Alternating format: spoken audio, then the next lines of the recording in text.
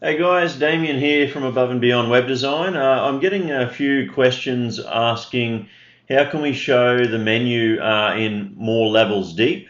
And so there's two options for that. So if you're running the multi-column menu, then it'll only ever go to two levels deep. So it'll go as the first level, second, and then it'll show the subcategories. So it's designed to show like that.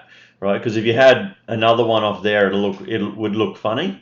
So the solution to having, like, if you want more levels in your menu, is to change the menu over to just a regular drop down. So what you want to do is go into Customize,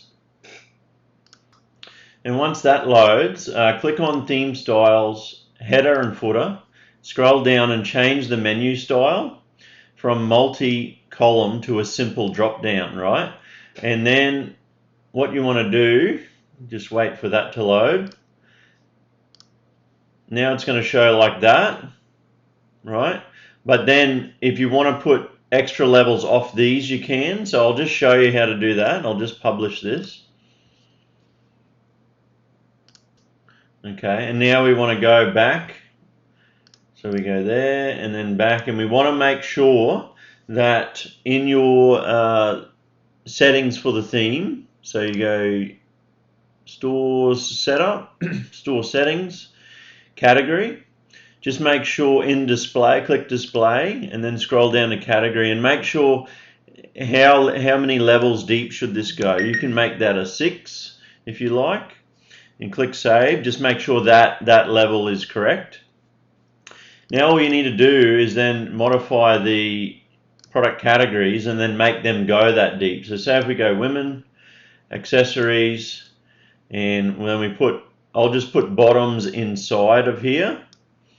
So now we've got women's, accessories, jewelry, bottoms, shorts and skirts, right? So that's going to go 1, 2, 3 levels, 4 levels deep, okay, just as an example.